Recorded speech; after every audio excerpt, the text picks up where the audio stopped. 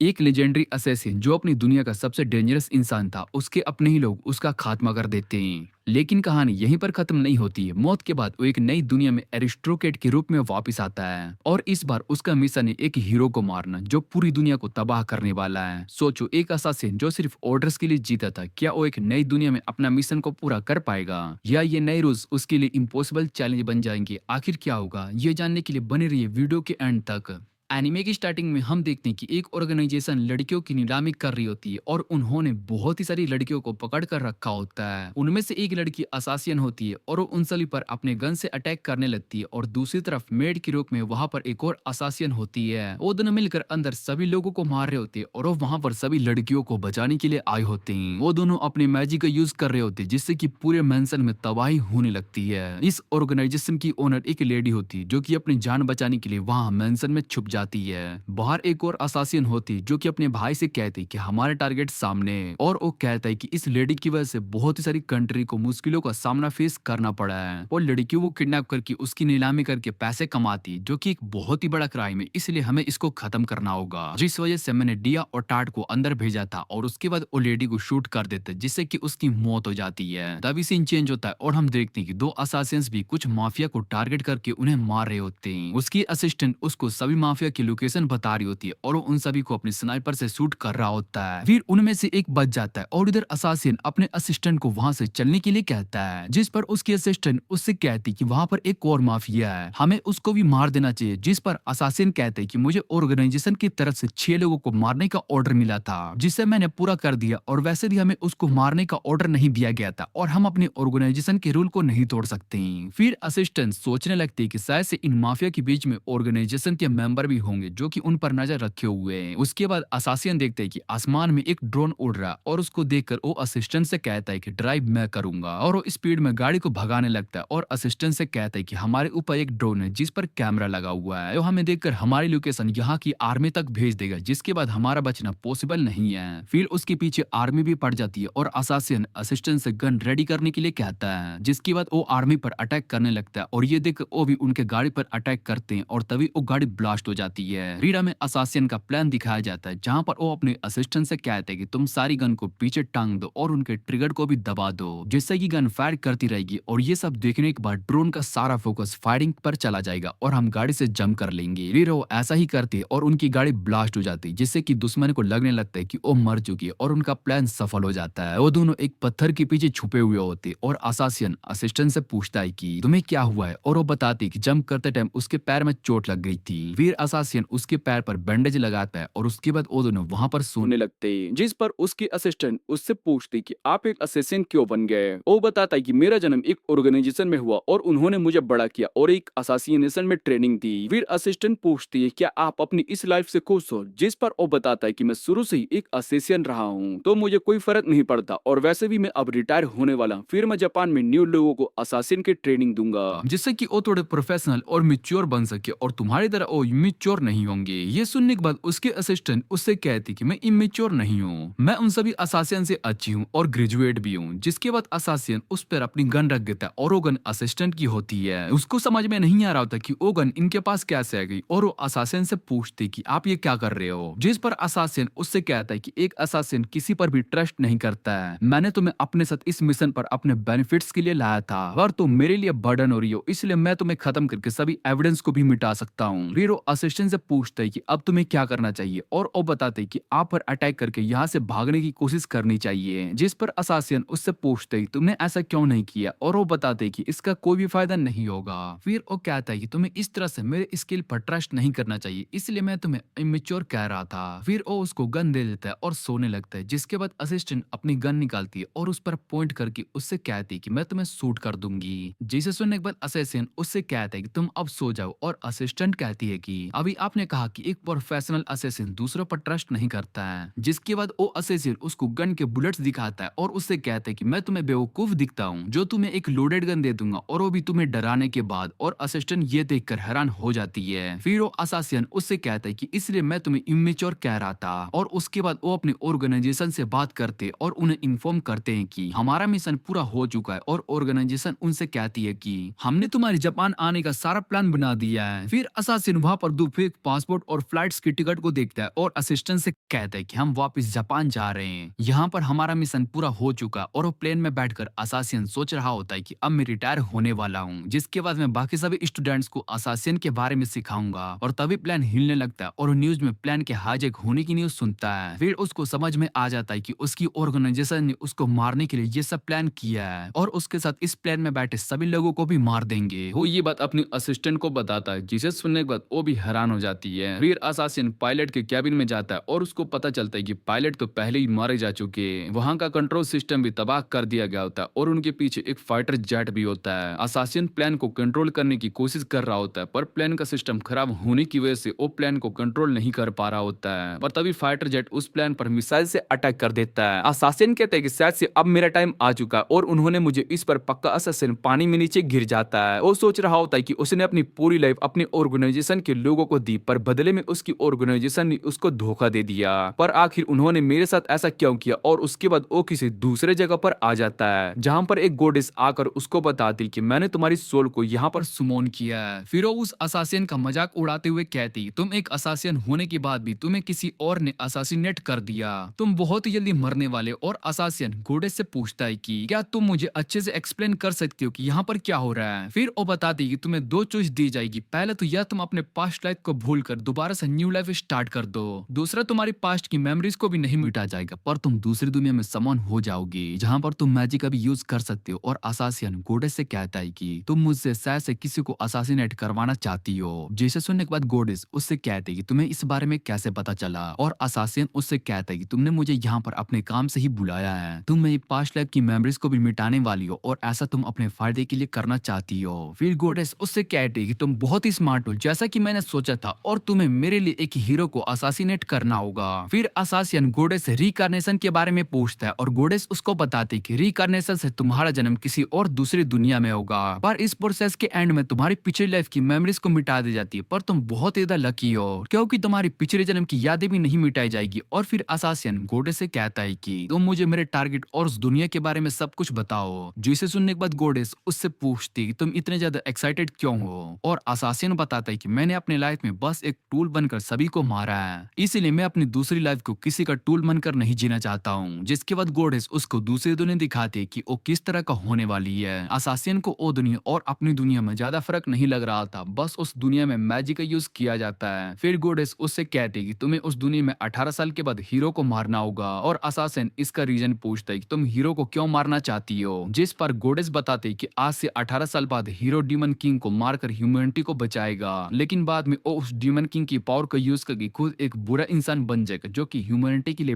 बहुत ही बड़ा खतरा होने वाला है। इसलिए मैं चाहती हूँ कि तुम उसको मार दो और इस काम को करने के लिए मुझे एक असासिन की जरूरत है और तुम दुनिया के सबसे फाइनेस्ट असेसियन हो। फिर असासियन गोडेस से कहता है कि वो हीरो बहुत ज्यादा पावरफुल है और मैं उसको भला कैसे मार पाऊंगा, मेरे पास तो उसके जैसी पावर्स भी नहीं है। और गोडेस असासिन से कहती है कि मैं तुम्हें पावर्स दूंगी जिससे कि तुम उससे लड़ पाओगे। और उसके बाद वो उसको स्किल वाली जगह पर ले आती है और असासिन से कहती है कि यहाँ पर बहुत ही सारी स्किल्स हैं और तुम्हें खुद अपने लिए एक स्किल को सिलेक्ट करना होगा। और असासिन गोडेस से पूछता है कि अगर मैंने पहले हीरो को मार दिया तो मेरा काम पूरा हो जाएगा। जिस पर गोडेस उससे कहती है कि तुम ऐसा नहीं कर सकती हो, पहले हीरो को डीमन किंग को हराना होगा और अगर तुमने पहले हीरो को मार दिया तो डीमन किंग दुनिया को खत्म कर देगा, इसलिए जब हीरो डीमन किंग को हराकर उसकी जगह ले लेगा तो उसको मार देगा, इसलिए जब हीरो डीमन किंग को हराकर उसकी जगह ले लेगा तो तुम उसको मार देना। और असासिन गोडेस से पूछते है कि हीरो को बिना मारे भी इस दुनिया को बचा सकता हूँ। जिस पर गोडेस उससे कहती कि अगर तुम कोई अच्छा रास्ता ढूंढ लेते हो तो तुम्हें हीरो को मारने की जरूरत नहीं होगी। इतना कहने के बाद वो वहां से चली जाती है और असासियन देखते हैं कि वहां पर बहुत ही ज्यादा स्किल है। उसको इस दुनिया के बारे में पता चल गया होता है कि यहाँ पर सबसे स्ट्रॉन्ग रैंक एस और सबसे लो रैंक ई होता है। हीरो एस रैंक स्किल में सुपर रिकवरी को सिलेक्ट करता है जिससे कि वो अपने आप को रिकवर कर पाए। उसके बाद वो ए रैंक से वो इनहेंस्ड मैजिक सिलेक्ट करता है और बी रैंक से स्टेमिना को सिलेक्ट करता है। सी रैंक में वो मटेरियल आर्ट को सिलेक्ट करता है जिससे कि वो अपनी कॉम्बैक्ट पावर को इंक्रीज कर सके। और बी रैंक में उसको एक अच्छी स्किल मिलती है जिसे देखकर वो कहता है कि शायद से गोडेस में इस स्किल पर ध्यान नहीं दिया होगा।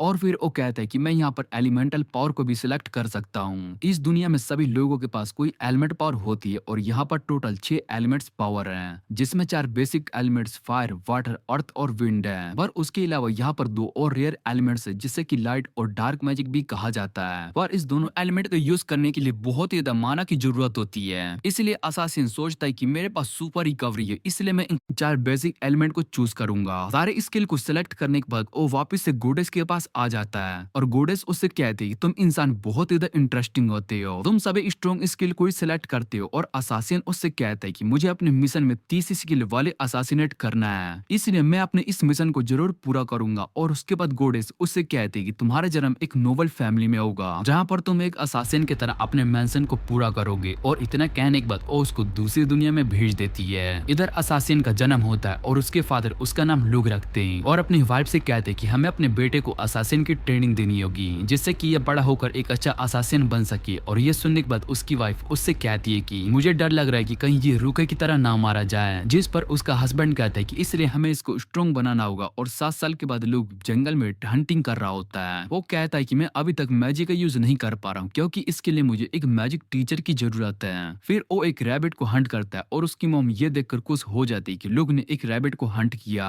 लुग अपनी मॉम से कहता है कि मुझे हंटिंग करना बहुत ही पसंद है और वो बताता है कि आज कुकिंग मैं करने वाला हूँ, जिस पर उसकी मॉम नाराज हो जाती है और कहती है कि ये काम मेरा है। और फिर लुग कुकिंग करने लगता है और उसको कुकिंग करते हुए देखकर उसकी मॉम भी खुश हो रही होती है। फिर लुग अपनी मॉम से कहता है कि उसको अच्छे से ग्लो होने के लिए प्रोटीन की जरूरत है जिससे कि उसकी मसल और बोन स्ट्रॉन्ग होंगे। फिर उसके पेरेंट्स लुग की कुकिंग को टेस्ट करने के बाद उसकी तारीफ करने लगते हैं और उसके फादर कहते हैं कि लुग एक जीनियस है। लुग सोचने लगते हैं कि उसने अपनी लाइफ में इस तरह के एक्सपीरियंस कभी भी नहीं किया, वो अपनी असली दुनिया में एक बस असासियन था। फिर उसके फादर लुग से कहते हैं कि हमें अब ट्रेनिंग के लिए जाना होगा, जिसके बाद वो दोनों बेसमेंट में आ जाते हैं जहाँ उसके फादर लुग के बॉडी को चेक करने लगते हैं। और लुग बताता है कि उसके फादर एक अच्छे डॉक्टर और असासियन भी है। यहाँ पर बहुत ही सारे नोबल्स भी जो कि फादर से ट्रीटमेंट करवाते हैं और मैं अपने फादर से असासिन की ट्रेनिंग ले रहा हूँ जिससे कि मैं ब्रेव को असासिनेट कर पाऊँ और मेरे फादर ने मुझे मेडिकल नॉलेज भी दी है। फिर उसके फादर लुग से कहते हैं कि तुम्हारी बॉडी बिल्कुल परफेक्ट है और तुम सर्जरी के लिए भी रेडी हो चुके हो। जिसके बाद वो लुग को अपनी आइस दिखाते जो कि ग्लो कर रही होती है और वो एक तरह की मैजिक आइस होती है। उसके फादर बताते कि ये मैजिकल आइस की पावर हमारी फैमिली में बहुत ही सालों से है और इसका यूज करके हम मैजिकल पावर को देख सकते हैं। फिर वो लुग से पूछती है क्या तुम इस सर्जरी से डर तो नहीं रहे हो। और लुग अपने फादर से कहते हैं कि मुझे आप पर पूरा ट्रस्ट है, जिसे सुनकर उसके फादर खुश हो जाती है। और उसके बाद लुग की सर्जरी होती है और उसकी आंखें पर पट्टी बांध दी जाती है। लुग की मॉम उसको खाना खिला रही होती है और तभी उसके फादर वहां पर आते हैं और लुग की पट्टी को हटाकर उससे पूछते हैं कि अब तुम्हें कैसा फील हो रहा है। और लुग देखते हैं कि वो अपनी आंखों से दूर तक मैजिक को देख पा रहा होता है, उसको अपने अंदर फिश भी दिखाई दे रही होती है और अपने फादर के मैजिक एनर्जी को भी देख पा रहा होता है। लुग के फादर उससे कहते हैं कि फ्यूचर में तुम्हें अपने बच्चों को भी ट्रेन करना होगा और अपनी ही तरह बनाना होगा। वो उसको बताते हैं कि हमने तुम्हारे लिए एक मैजिक टीचर भी ढूंढ लिया और वो तुमको मैजिक सिखा सकते हैं और तुम्हें उनके सामने अच्छे से बिहेव करना होगा। और लोग इस बात से खुश था। उसके बाद हम देखते हैं कि लोग की मॉम ने उसको लड़कियों के कपड़े पहना दिए होते हैं। लोग अपनी मॉम से कहता है कि वो इस तरह के कपड़े नहीं पहनेगा, जिसे सुनने के बाद उसकी मॉम रोने लगती है। फिर लोग अपनी मॉम की बात मान लेता है और उसके बाद लोग अपने फादर के साथ टीचर का वेट कर रहा होता है। वहां पर एक कैरेज आती है और उसके अंदर से एक लड़की बाहर आती है, जिसे देखकर लोग सोचने लगता है कि यह तो एक बच्ची है। फिर लुक के फादर उससे कहते हैं कि तुम इतनी बिजी होने के बाद भी यहाँ पर आई हो, इसके लिए थैंक्स। वो लड़की लुक के पास आती है और उससे कहती है कि मैंने सुना था कि मुझे एक लड़के को ट्रेनिंग देना है, पर यहाँ पर तो एक लड़की है। जिस पर लोग उससे कहता है कि उसकी मॉम ने उसको लड़कियों के कपड़े पहना दिए, पर वो एक लड़का है। फिर वो लुक से कहती है कि तुम्हें लग रहा होगा कि मैं एक बच्ची हूँ। और उसके बाद वो अपने फ्लेम मैजिक का यूज करती है और अपना नाम डिया बताती है। उसके मैजिक को देखकर लोग बहुत ही हैरान हो गया होता है। उसके बाद लोग डिया को अपना इंट्रोडक्शन देता है और बताता है कि मैं 7 साल का हूँ। जिस पर डिया उससे कहती है कि तुम्हें इतना फॉर्मल होने की जरूरत नहीं है, हम दोनों की एज में सिर्फ 3 साल का ही गैप है और तुम मुझे डिया कहकर भी बुला सकते हो। और वैसे भी मैं तुम्हें यहाँ पर सिर्फ 2 वीक के लिए मैजिक सिखाने वाली हूँ। फिर वो लोग को एक स्टोन देती है और बताती है कि तुम्हें इसके अंदर अपनी एनर्जी को ट्रांसफर करना होगा।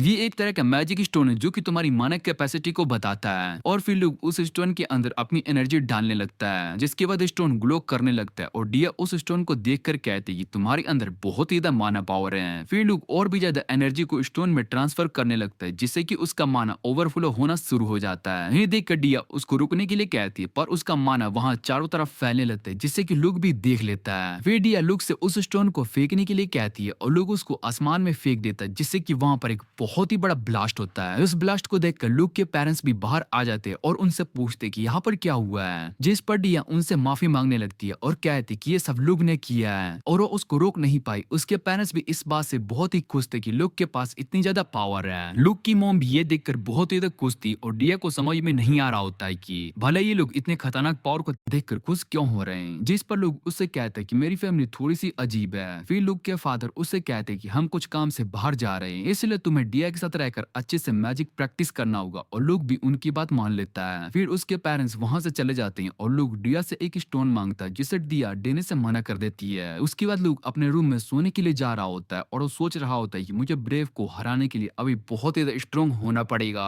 तभी वहां पर डिया आ जाती है और वो लुक से कहती है कि तुम्हें इतनी देर रात तक नहीं जागना चाहिए। और उसके बाद वो उसके साथ ही सोने लगती है। फिर लुक उससे कहता है कि हम सिबलिंग्स नहीं है तो तुम मेरे साथ क्यों सो रही हो। और डिया कहती है कि मैं तुम्हारी टीचर हूँ, इसलिए तुम्हें मेरी बात माननी चाहिए। और उसके बाद लुक भी सो जाता है। और अगले दिन डिया लुक को एक एलिमेंटल पावर का यूज करना सिखा रही होती है। वो उसको एक स्टोन देती है और वो लुक से कहती है कि तुम इसके अंदर अपनी एलिमेंटल पावर को डालो। फिर लुक उस स्टोन में अपनी एलिमेंटल पावर को डालने लगता है और स्टोन कलर चेंज होकर ग्लो करने लगता है। उसका स्टोन का कलर भी ब्लू में चेंज हो जाता है। और डिया उससे कहती है कि तुम्हारे पास से मेरी जैसी दो तरह की एलिमेंटल पावर है। फिर लुक उसको अपनी और एलिमेंटल पावर्स दिखाता है और डिया बताती है कि मैंने पहली बार किसी इंसान के पास सभी एलिमेंटल पावर को देखा है। डिया लुक को बताते ही जितना तुम माना को फील करोगे उतना ही तुम्हारी बॉडी एलिमेंटल पावर बढ़ेगी। लुक अपने माना को फील करने लगता है जिसके बाद स्टोन के अंदर अर्थ मैजिक आ जाता है और लुक अपने आंखों के सामने मैजिक लेटर को देख पा रहा होता है। फिर डिया उसको अपने एलिमेंटल मैजिक का यूज करके एक कॉपर बनाकर दिखाती है और कहती है कि तुम भी माना का यूज करके कुछ भी क्रिएट कर सकते हो। लुक भी अपने माना का यूज करके कॉपर बनाता है पर उसका कॉपर ठीक से नहीं बना होता है। और डिया ये देखकर हैरान होती है कि लुक ने अपने पहले ट्राई में ही क्रिएशन मैजिक का यूज करना सीख लिया। उसके बाद लोग सोचने लगते हैं कि मुझे जल्दी से मैजिक सीखना होगा। और रात में दोबारा से डिया उसके रूम में आ जाती है और वो दोनों साथ में सो रहे होते हैं। डिया लुक से बातें करने की कोशिश कर रही होती है पर लुक उसको इग्नोर कर रहा होता है। जिसके बाद डिया उससे कहती है कि तुम एक जीनियस लड़की हो जिसे कुकिंग करना बहुत ही अच्छा लगता है, पर तुम इस तरह से बिहेव क्यों कर रहे हो। और लुक बताता है कि मेरे पेरेंट्स ने मुझे इस तरह से एजुकेट किया है और वैसे भी मैं कुछ क्रिएट करने के बारे में सोच रहा हूँ। अगले दिन लुक भी कॉपर बना लेता है और डिया उससे कहती है कि तुम स्पेल मैजिक करना सीख गए हो, इसलिए तुम भी स्पेल्स को यूज करके कुछ भी क्रिएट कर सकती हो। और डिया उसको आयरन बनाकर दिखाती है। फिर डिया लुक को एक मैजिक स्पेल लिख कर दिखाती है और लुक देखता है कि ये स्पेल एक तरह से इन सभी के फॉर्मूला की तरह है। अगर तुम इसमें कुछ चेंजेस कर देते हो तो तुम खुद का स्पेल क्रिएट कर सकते हो और उससे गोल्ड भी बना सकते हो। ये सुनकर डिया खुश हो जाती है और फिर लोग उनमें से गोल्ड की प्रॉपर्टीज लिखने के लिए कहता है और डिया से कहते हैं कि तुम इस स्पेल का यूज करो। जिसके बाद डिया उस स्पेल को ट्राई करती है और उसका माना खत्म हो जाता है और वो थक कर नीचे गिर जाती है। फिर लोग उस स्पेल को ट्राई करता है और उससे गोल्ड बना लेता है और फिर वो डिया को दोबारा से स्पेल यूज करने के लिए कहता है। और ये देखकर वो बहुत ही खुश होती है और वो दोनों डिसाइड करते हैं कि हम साथ में और भी स्पेल्स बनाएंगे। अगले दिन लोग अपने मैजिक यूज करके एक राइफल बनाता है और उसका यूज करके डिया को दिखाता है। फिर वो डिया को भी राइफल चलाने के लिए देता है और लोग सोचता है कि इसकी मदद से मैं दुश्मनों को शूट कर सकता हूँ जैसा कि मैं पहला करता था और शायद से ये ब्रेव को हराने के लिए काबिल नहीं होगी। फिर वो अपने मैजिक यूज करके एक बड़ा सा कैनन बनाता है और उसका यूज करते जिससे कि वहां पर बहुत ही बड़ा ब्लास्ट होता है। इसको देखकर डिया हैरान हो जाती है पर उस ब्लास्ट की वजह से कैनन भी टूट चुका होता है। और डिया उससे कहती है कि मुझे इस कैनन की जरूरत नहीं है। उसके बाद वो दोनों साथ में सो रहे होते हैं और डिया लुक से कहती है कि मैं तुम्हारे साथ रहना चाहती हूँ पर मुझे यहाँ से जाना होगा। लुक डिया को एक नाइफ बनाकर देता है और कहते हैं कि ये एक टाइटेनियम से बना हुआ है जिस वजह से ये ज्यादा भारी नहीं है और ये बहुत ज्यादा शार्प भी है। फिर डिया उससे कहती है कि ऐसी बहुत ही चीजें जिन्हें मैं परफेक्ट नहीं कर पाई और तुम उन सभी को ठीक तरीके से कर सकते हो। और लुक को वही स्टोन दे देती है और लुक उससे कहता है कि ये स्टोन तो तुम्हारे लिए बहुत ही इंपॉर्टेंट है। जिस पर डिया उससे कहती कि मैं तुम्हारे नाइफ के बदले में ये गिफ्ट दे रही हूँ जिससे हम दोनों के पास एक दूसरे की यादें रहेगी और फिर फ्यूचर में दोबारा से मिलेंगे। तो वो दोनों इस बात को लेकर प्रॉमिस करते हैं। अगले दिन डिया जाने से पहले लुक की फैमिली से कहती कि आपका बेटा जीनियस है और ये सुनकर उसके पेरेंट्स बहुत ही खुश हो जाते हैं। डिया लुक से कहती कि वो अपना प्रॉमिस याद रखे और लुक भी मानकर हाँ कर देता है। फिर लुक के फादर सोच रहे होते कि लुक मेरी सोच से भी बहुत ज्यादा स्ट्रोंग है तो अब सही टाइम आ चुका है कि मैं इसको हमारी फैमिली के सारे सीक्रेट्स के बारे में बता दूं। उसके बाद लुक अपने फादर के साथ गैरेज में बैठकर जा रहा होता है और उसके फादर लुक से पूछते कि हमारी फैमिली का मकसद क्या है। जिस पर लुक बताता है कि हमारी फैमिली इस किंगडम में शांति बनाकर रखती है और हम एक असासियन फैमिली है। फिर लुक के फादर उसको एक जेल में ले जाते हैं और बताते हैं कि यहाँ पर वो क्रिमिनल्स है जिन्हें मौत की सजा दी जाएगी। हम इन क्रिमिनल्स पर अपनी असासियन की स्किल को ट्राई करती और वैसे भी एक इंसान को जब दूसरे इंसान को मारना होता है तो उसमें किसी भी तरह की फीलिंग नहीं होना चाहिए जिसे हम यहाँ पर टेस्ट करेंगे। और लोग अपने फादर से पूछते हैं कि आपने मुझे ये क्यों सिखाया कि किसी ह्यूमन को मारने से पहले तुम्हें एक बार सोच लेना चाहिए। जिस पर उसके फादर उससे कहते हैं कि तुम भी एक ह्यूमन ह्यूमन हो, ना कि कोई टूल हो। और वैसे भी एक इंसान के दिल को समझने के लिए तुम्हें एक नॉर्मल ह्यूमन की तरह बिहेव करना चाहिए। ये असासिन बनने के लिए इम्पोर्टेंट होता है। और उसके बाद वो लुक से कहते हैं कि तुम्हारे टेस्ट का टाइम आ चुका है। फिर वो एक कैदी के पास आते हैं और लुक देखते हैं कि वहां पर एक लड़की को बांध कर रखा गया होता है जो कि रो रही होती है। लुक उसको देखकर हैरान हो जाता है, पर कुछ देर के बाद वो शांत हो जाता है और उसके फादर उस लड़की से कहते हैं कि तुम्हारा नाम मरगीटा है, जिसने की नोबल फैमिली में चोरी की है और तुम्हें ऐसा करते हुए दो लोगों ने देख लिया था, जिसके बाद तुमने उन दोनों को भी मार दिया।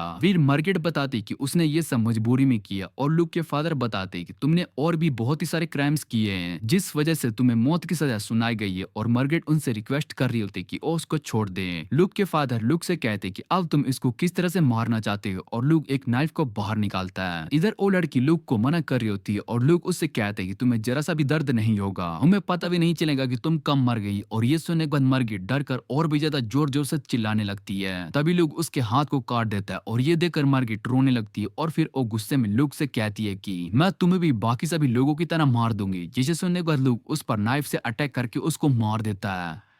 फिर हम एक लड़की को देखते हैं जो कि जंगल में होती है और भूख की वजह से वो बहुत ही ज्यादा थक चुकी होती है और याद कर रही होती है कि उसकी फैमिली बहुत ही पुअर थी, जिस वजह से उन्होंने उसको यहाँ पर अकेला छोड़ दिया। अब उसको अपनी लाइफ अकेले जीनी पड़ रही है। और तभी वहां पर बहुत ही सारे वुल्फ आ जाती हैं, जिसे देखकर वो सोचने लगती है कि यहाँ पर मेरे अलावा और भी बहुत ही सारे भूखे जानवर हैं। इधर लोग अपने पेरेंट्स के साथ टाउन के मार्केट में आया होता है जहाँ पर उसकी मॉम शॉपिंग कर रही होती है और लुक को उसमें कोई भी इंटरेस्ट नहीं होता है। और लुक के फादर उससे कहते हैं कि तुम्हारा ये आइडिया बहुत ही अच्छा है और इसकी मदद से लोग अपने बिजनेस में बहुत ज्यादा प्रॉफिट कर रहे हैं। ये लोग सोचने लगते हैं कि यहाँ पर लोग सबसे ज्यादा मीट पर डिपेंड है और विंटर के टाइम पर फूड की कमी भी हो जाती है। लोग अपने आइस के यूज करके वहां पर किसी को ढूंढ रहा होता है और फिर वहां एक छत पर आकर सोचने लगता है कि मुझे ब्रेव को हराने के लिए एक टीम बनानी होगी, मैं अकेला उसको नहीं हरा सकता हूँ। और उसके बाद लोग वापिस से घर आ जाता है जहाँ पर वो हंटिंग के लिए जंगल में जाता है। तो उसको उल्फ की आवाजें सुनाई देती है और जल्दी से पेड़ पर जाकर देखता है तो उसको वहां पर एक लड़की दिखाई देती है। उसको देखकर लोग सोच रहा होता है कि एक लड़की इस जंगल में क्या कर रही है। और तभी उल्फ उस लड़की पर अटैक करते हैं, पर लोग उस उल्फ को मार देता है और लोग उस लड़की के सामने आ जाता है और अपने वेपन्स उसको दे देता है। वो लड़की लोग को देखकर सोच रही होती है कि कोई मुझे बचाने के लिए आया है। और फिर लोग अपने क्रिएशन मैजिक का यूज करके क्लैंस को बनाता है और फिर लोग अपने मैजिक का यूज करके क्लोज को बनाता है जिसके अंदर ब्लेड्स लगे होते हैं और लोग सभी उस पर अटैक करके उन्हें मार देता है। हीरो उस लड़की के पास आता है और वो लड़की लोग से कहती है कि तुम मुझे मत मारना। और लोग उससे पूछते हैं कि तुम कौन हो और यहाँ पर क्या कर रही हो। वो बताती है कि मुझे मेरी फैमिली ने निकाल दिया और एक ट्रैवलर ने उसको बताया था कि माउंटेन को पार करके उसको दूसरे किंगडम में जा सकती है। फिर लोग उसको देखता है और उसको समझ में आ जाता है कि उसको भूख लगी है, इसलिए वो उसके लिए खाना बनाने लगता है और उसको सर्व करता है। वो उससे कहता है कि तुम आराम से खाओ जिससे कि तुम्हारी बॉडी खाने को डाइजेस्ट कर पाए। और विंटर के टाइम में फूड डाइजेस्ट करना बहुत ही मुश्किल होता है। फिर वो लड़की खाना खाने लगती है और लोग उससे पूछते हैं तुम्हें इस जंगल के रास्ते के बारे में कैसे पता। जिस पर वो बताती कि सपने में उसको एक गोडेस ने उसको इस जंगल के बारे में बताया था। और लोग सोचने लगते कि जिस किंगडम से आई है वहां का किंग बहुत ही ज्यादा ग्रेडी है और उसने टैक्स को बहुत ही ज्यादा बढ़ा दिया है, जिस वजह से गरीब लोग वहां पर सरवाइव नहीं कर पा रहे। लोग उससे कहते हैं कि तुम मेरे साथ चल सकती हो और मैं तुम्हें एक अच्छी लाइफ प्रोवाइड कर सकता हूँ। जिसे सुनकर वो लड़की खुश हो जाती है। वे लोग उसको बताता है कि मैंने इंसानों को मारा और फ्यूचर में मुझे और भी इंसानों को मारना पड़ेगा, इसलिए तुम अच्छे से सोचकर आंसर देना कि क्या तुम्हें सच में मेरे साथ जाना है। फिर वो लड़की सोचने लगती है कि इसने मेरी मदद की है और मेरी जान बचाई, इसलिए वो उसके साथ चलने के लिए मान जाती है। लुक उसको अपना नाम बताता है और लुक को अपना नाम टायर बताती है। लुक उसको अपना नाम बताता है और लुक को अपना नाम टाट बताती है। जिसके बाद लोग सोचने लगते हैं कि ये वही लड़की जिसे मैंने टाउन में देखा था, इसके अंदर मैजिक पावर है और ये मेरी टीम के लिए एक परफेक्ट मेंबर है। और गोडेस ने इसको जंगल के बारे में बताया था, इसका मतलब गोडेस ने इसको मेरी मदद करने के लिए सिलेक्ट किया है। अभी मैंने इस लड़की की जान बचाई है और इसको अपनी सच्चाई भी बता दी और इसने मेरी पॉल्स को भी देख लिया है, जिससे कि इसको पता चल गया होगा कि मैं बहुत ज्यादा स्ट्रॉन्ग हूँ और अब इसको मेरे ऊपर पूरा ट्रस्ट है। मैंने इसको अपनी बातों से मैनिपुलेट कर दिया। और दूसरी तरफ गोडेस ने एक आर्मी ऑफिसर को समन किया जो कि वॉर में मारा गया, पर वो बहुत ही स्ट्रॉन्ग पर्सन था, इसलिए गोडेस उसको ऑफर देती है कि तुम्हें दूसरी दुनिया में जाकर हीरो को मारना है। और वो ऑफिसर इस ऑफर को एक्सेप्ट कर लेता है। पर 40 साल के बाद गोडेस देखती कि वो ऑफिसर पहले से बहुत ज्यादा बदल चुका है, वो अपनी लाइफ को अच्छे से एंजॉय कर रहा है। और गोडेस ये सब देख कर कहती कि ये आदमी बहुत ही ज्यादा ग्रेट अपॉर्चुनिटी है। फिर हम लुक को देखती जो कि अब 12 साल का हो गया होता है और वो सो रहा होता है। तभी उसके पास टाट आकर उसको उठाती है। वो लुक से कहती कि ब्रेकफास्ट का टाइम हो चुका है और लुक उससे कहता है कि मैं सपना देख रहा था जिसमें मैं जंगल में तुमसे पहली बार मिला था।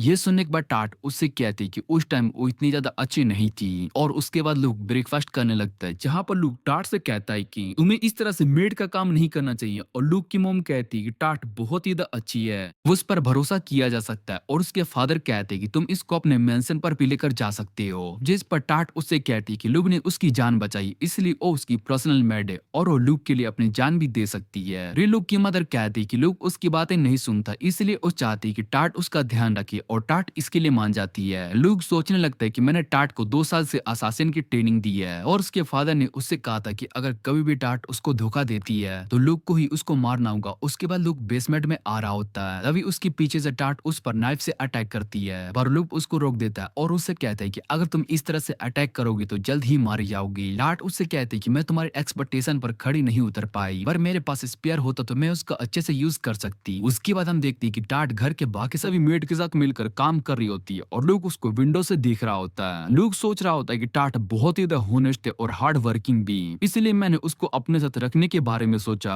वो हर बार खुद को इम्प्रूव करती रहती है और उसको स्पेयर का यूज करना बहुत ही अच्छे से आता है, पर एक असासिन के पास ऐसा वेपन होना चाहिए जिसको वो छुपा कर रख सके। उसके बाद लुक देखता है कि बेसमेंट में टाट नाइफ से प्रैक्टिस कर रही होती है। वे लोग उसके पास आता है और टाट के हाथ से नाइफ नीचे गिर जाती है, जिसके बाद टाट लुक से कहती है कि मैं तुम्हारे काम आना चाहती हूँ इसलिए मैं खुद को इम्प्रूव कर रही हूँ। और फिर लुक टाट को एक फोल्डिंग स्पेयर देता है और कहता है कि तुम इसका यूज करो, जिसके बाद टाट उस स्पेयर का यूज बहुत ही अच्छे से कर पा रही होती है और लुक उससे कहता है कि अब तुम मेरी टीम के लिए परफेक्ट हो। फिर अगले दिन टाट दोबारा से लुक को उठाने के लिए आ जाती है और उससे कहती है कि अब मुझे लगता है कि मैं तुम्हारे काम आ सकती हूँ। उसके बाद हम गोडेस को देखते हैं जिसने कि एक समुराई को सुमोन किया होता है और वो उससे कहती है कि मैं एक गोडेस हूँ। जैसे सुनने के बाद समुराई हैरान हो जाता है और वो गोडेस उससे कहती है कि तुम्हें ब्रेव को मारना होगा। समुराई कहता है कि मैं एक गोडेस की ऑर्डर को जरूर पूरा करूंगा और उसके बाद गोडेस उस समुराई को देती है जो कि ब्रेव से लड़ने के लिए गया होता है, पर वो वहां पर मारा जाता है और गोडेस कहते हैं कि मुझे किसी अच्छे इंसान को चुनना होगा जो कि ब्रेव को मार सके। और इधर हम लोग और टाट को देखते हैं जो कि मार्केट में आए हुए होते हैं और टाट कहते हैं कि शायद से इस बार फार्मिंग बहुत ही अच्छी हुई है। वे लोग एक शॉप पर आता है जहाँ पर ओनर उसको वेजिटेबल देने लगता है और लोग उन्हें लेने से मना कर रहा होता है, जहाँ पर वो कहते हैं कि तुम्हारे फर्टिलाइज की मदद से इस बार फार्मिंग बहुत ही अच्छी हुई है। उसके बाद एक लेडी भी वहाँ पर आकर लुक को फ्रूट्स देती है। वो लुक से कहते हैं कि तुमने अपने वाटर मैजिक का यूज करके यहाँ पर पानी की कमी को पूरा कर दिया। फिर वहाँ पर एक आदमी आता है और वो लुक से कहते हैं कि मेरी काऊ के पैर में चोट लग गई है, जिस पर लोग उससे कहते हैं कि मैं उसको ठीक कर दूंगा। और फिर शाम को लोग वापस से अपने मेंशन में आ रहा होता है। उसका कैरेज फ्रूट्स और वेजिटेबल से भरा होता है और वो सभी उसको गिफ्ट्स में मिले होते हैं। लाट लुक से कहते हैं कि आप यहाँ के लोगों की बहुत ही मदद करते हो, जिस पर लुक बताता है कि मैं उनके दिल से कनेक्टेड करने की कोशिश कर रहा हूँ। वैसे भी यहाँ के लोगों और किंग के बीच में अच्छे रिलेशन नहीं है और इसलिए मैं यहाँ पर टाउन के लोगों को इन्फ्लुएंस कर रहा हूँ। फिर टाट पूछती कि आप मेरे साथ इतने अच्छे से बिहेव इसलिए करते क्योंकि आप मेरे दिल से कनेक्ट करना चाहते हैं, जिस पर लोग हाँ कहता है और टाट ये सुनकर खुश हो जाती है। और फिर घर आने के बाद लोग उन फॉइल स्टोन को देखने लगता है जो कि उस अपना माना स्टोर किया है और इसके यूज मैं अपने वेपन की तरह कर सकता हूँ। तभी वहाँ पर टाट आती है और वो लुक से अपने फादर से मिलने के लिए जाता है, जहाँ पर उसके फादर उससे टाट के बारे में पूछते हैं और लुक बताता है कि टाट एक बहुत ही अच्छी लड़की है और वो बहुत ही मेहनत भी करती है, जिस पर उसके फादर उससे कहते हैं कि ये तो अच्छी बात है पर मैं तुमसे कुछ और पूछ रहा हूँ। वे लुक बताता है कि उसने टाट को 2 साल से ऑब्जर्व किया और उसके हिसाब से वो बहुत ही अच्छी लड़की है, वो यहाँ पर हमारे फैमिली के सीक्रेट्स को चुराने के लिए नहीं आई है। जैसे सुनने के बाद उसके फादर कहते हैं कि अगर ऐसा है तो हमें उसको मारने की जरूरत नहीं है, टाट सच में एक बहुत ही अच्छी लड़की है। और फिर वो लुक से कहते हैं कि तुम्हारा टेस्ट होने वाला है के बाद तुम एक असासियन बन जाओगे और वो उससे पूछते क्या तुम इस टेस्ट के लिए रेडी हो, जिस पर लुक हाँ कर देता है। और रात में लुक अपने फादर के साथ जंगल में फाइट कर रहा होता है। उसका लास्ट टेस्ट अपने फादर को हराना होता है और लुक अपने फादर के सभी अटैक से बच रहा होता है। लुक सोच रहा होता है कि मेरे पास अपने फादर से बहुत ही ज्यादा स्टेमिना है और एक्सपीरियंस के मामले में वो मुझसे बहुत ही ज्यादा आगे है, इसलिए उन्हें हराना बहुत ही ज्यादा मुश्किल है और अगर मैंने कोई भी गलती की तो मैं हार जाऊंगा। फिर वो अपने फादर के ट्रैप में फंसने वाला होता है, तभी वो जंप करके बच जाता है और ऊपर से उसके फादर उस पर नाइफ से अटैक करते हैं और लुक उनके अटैक से बच जाता है गयो। और सुबह उसके फादर लुक के हाथ में पट्टी बांध रहे होते और लुक से पूछते कि तुमने मैजिक का यूज क्यों नहीं किया, जिस पर लुक बताता है कि मैं आपको अपनी स्किल का यूज करके हराना चाहता था। जिसे सुनने के बाद उसके फादर उससे कहते कि ये टेस्ट मैंने तुम्हारे स्किल को देखने के लिए रखा था और इसमें तुम पास हो चुके हो। इसलिए उसके बाद हम एक मर्चेंट को देखते हैं जिसके पास बहुत ही सारे गोल्ड कॉइन होते हैं। उसके बेड पर दो लड़कियां बेहोश होती है और तभी लुक के फादर उसको एक निडल का यूज करके मार देते हैं। फिर जब उन दोनों लड़की है ऐसे ही वो दोनों अपने मेंशन पर बहुत ही सारे लोगों को मारते हैं। उसके बाद वो जंगल में एक आर्मी ऑफिसर को भी मार देते और उन्हें ये ऑर्डर तुम्हारी ट्रेनिंग भी पूरी हो चुकी है। वे लोग उससे कहते कि मैं आपका ही बेटा हूँ और उसके बाद उसके फादर उससे कहते कि तुम्हें अपने मिशन के लिए अपने रूप बदलना होगा। जिसे सुनने के बाद लोग सोचने लगते मर्चेंट बनकर जाना चाहिए क्योंकि मर्चेंट की नोबल फैमिली से बहुत ही ज्यादा कनेक्शन होते हैं। और ये सुनने के बाद लोग अपने फादर से कहते हैं कि आपका किसी मर्चेंट के साथ अच्छा कनेक्शन होगा। जिस पर उसके फादर कहते हैं कि जब तुम पैदा हुए तो मेरा एक दोस्त का बेटा भी पैदा हुआ था और वो बलोर कंपनी ट्रेडिंग का ओनर था। लोग बताता है कि बलोर कंपनी तो बहुत ही बड़ी कंपनी है और उसके फादर कहते हैं कि 2 साल पहले तक उस कंपनी के हायर बनकर रहोगे। मैंने उस दोस्त पर एक बहुत ही बड़ा एहसान किया इसलिए वो तुम्हें अपना हायर बनाकर रहेगा। फिर लोग कहते हैं कि मैं एक एलन बेलोर नाम का एक मर्चेंट बनूंगा और इस नाम को वो आज से यहाँ का न्यू हायर है। और ये सुनने के बाद एक लड़का गुस्सा हो रही वो और देता तभी वो लड़का उससे कहता है कि मैंने अभी तक हार नहीं मानी है और लुक पर अटैक करने की कोशिश करता है और वो लड़का हार मान लेता है। फिर लुक के फादर बताते हैं कि लोग तुम्हें वो लड़का हैरान हो जाता है। उसके बाद लुक उस लड़के से मिलने के लिए बाहर आ जाता है और उससे कहता है कि तुम शायद से अपनी हार को लेकर सैड हो। जिस पर वो बताता है कि मैं अपने से 4 साल छोटे लड़के से हार गया हूँ और मुझे इस बात पर यकीन नहीं हो रहा है। और लुक बताता है कि मैंने अपने फादर को भी हराया जो कि मेरे से 30 साल बड़े हैं। और ये सुनने के बाद वो लड़का उससे पूछते कि क्या ये बात सच है, मुझे तो ये रूमर से लग रहे थे। और वो लुक से कहता है कि मैंने यहाँ पर सबसे स्ट्रॉन्ग इंसान को हरा दिया है इसलिए जब मैं यहाँ का हेड बनूंगा तो मैं चाहूंगा कि तुम मेरे लिए काम करो। और वो लड़का उससे पूछता है कि तुम भला किस बारे में बात कर रहे हो। लुक तुमने अच्छा परफॉर्म किया था